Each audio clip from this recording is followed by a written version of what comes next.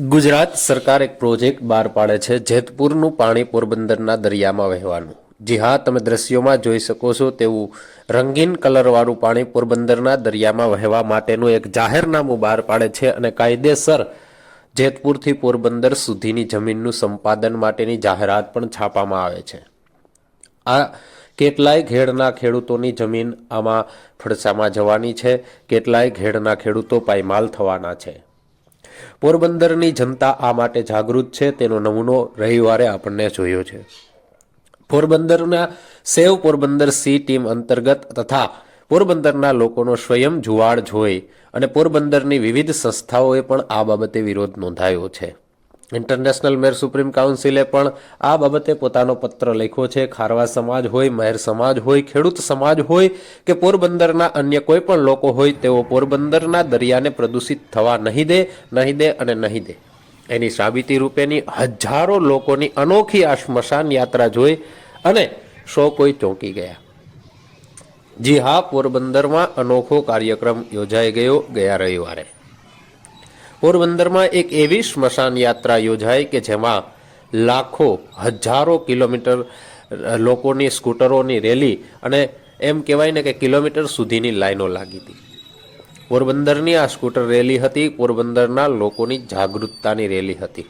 આ એવી સ્મશાન યાત્રા હતી કે જે પોરબંદરના દરિયા કિનારે સરકારની જે તંત્ર કહેવાય એની મેલી મુરાદ છે એને પાર ન પડવા દેવા માટેની હતી। જેતપુરથી ગંદુ પાણી પોરબંદરના દરિયામાં ઊંડે વહાવવાની વાત છે અને લોકો એનો વિરોધ કરી રહ્યા છે કે જો જેતપુરથી આ પાણી પોરબંદરના દરિયામાં વહેવામાં આવશે તો પોરબંદરના દરિયાને ખૂબ મોટું નુકસાન થાય, અહીં સજીવ સૃષ્ટિને મોટું નુકસાન થાય। પોરબંદરમાં સરકાર દાવો કરે છે કે શુદ્ધ પાણી વહેવામાં આવે છે। જો પાણી શુદ્ધ કરીને અહીં સુધી પહોંચાડવું હોય તો તે પાણી શુદ્ધિકરણ કરી અને ત્યાં જ તેનો ઉપયોગ કેમ નથી કરી શકાતો? આવા કેટલાય સવાલો લોકોને મૂંઝવે છે અને લોકોની મૂંઝવણ પણ સાચી છે। સાથે સાથે પોરબંદરના કુતિયાણા તાલુકાના મોટા ભાગના ખેડૂતોને પણ આ પાઇપલાઇનમાં પોતાની જમીન છે એ ગુમાવવાનો વારો આવે એમ છે। એટલે ઘેડ વિસ્તારના ખેડૂતોના જેના ખેતરોમાંથી પાણીની પાઇપલાઇન નીકળશે તેમને પણ મોટું નુકસાન થવાનું છે। આ બધી જ બાબતોને લઈ અને પોરબંદરના લોકો સ્વયં જાગૃત થયા છે। ન કોઈ નેતા, ન કોઈ રાજકીય પક્ષ, ન કોઈ નેતાગીરી, સ્વયં પોરબંદરના લોકોએ પોતાની જે જાગૃતતા બતાવી છે એ ઉત્તમ છે।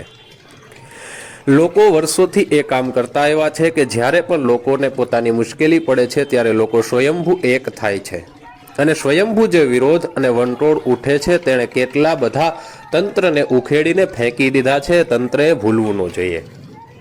ખૂબ જ સારામાં સારું કાર્ય કરતી પોરબંદરની સેવ સી જે સંસ્થા છે કે જે દરિયાને બચાવવા નીકળી છે, સંસ્થા અને બીજી ઘણી બધી જે સ્વયં સેવાકીય પ્રવૃત્તિ કરતી સંસ્થાઓના નેજા હેઠળ આ સ્મશાન યાત્રાઓ જાગી।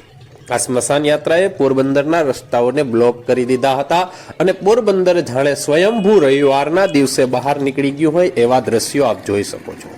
વિવિધ પ્રકારના ન્યૂઝ ચેનલોએ પણ આની નોંધ લીધી છે અને તંત્રએ પણ આની નોંધ લેવી જ પડશે। જો તંત્ર દ્વારા હજુ પણ આ પ્રોજેક્ટ આગળ વધશે તો મને લાગે છે કે પોરબંદર વાસીઓ એમ બેસી નહીં રહે, પોરબંદર વાસીઓ આનાથી પણ વધુ સખત વિરોધ કરશે જ। હવે જોવું એ રહ્યું કે પોરબંદર વાળા જીતે છે કે પછી જીતે છે તંત્ર।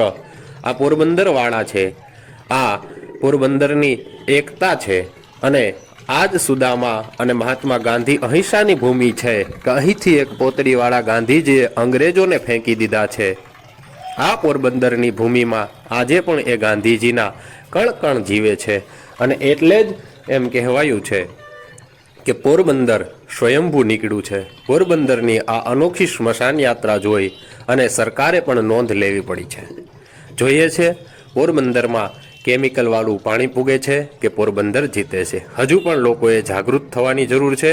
All in one knowledge and ફનમાં અવનવી માહિતી માટે ચેનલને સબસ્ક્રાઈબ કરજો અને વિડીયોને શેર કરજો, જેથી આજે નિંભર તંત્રમાં ઊંઘેલું છે તંત્ર છે, જે કુંભકર્ણ નિંદ્રામાં છે, તે જાગે અને સમજે કે લોક જુવાળ શું હોય, લોકોની વેદના શું છે, લોકોના મનમાં જે પ્રશ્નો છે એના જવાબો ક્યાં છે, શું આ સિદ્ધિ છે, શું આજ કાર્યથી આપણે પ્રદૂષણને બચાવવા જઈ રહ્યા છે કે એક પ્રદૂષણને ડામવા માટે વધુ પ્રદૂષણ ફેલાવી રહ્યા છે, એ તો આવનારો સમય જ બતાવશે. આજ માટે એટલું જ. All in one knowledge and fun.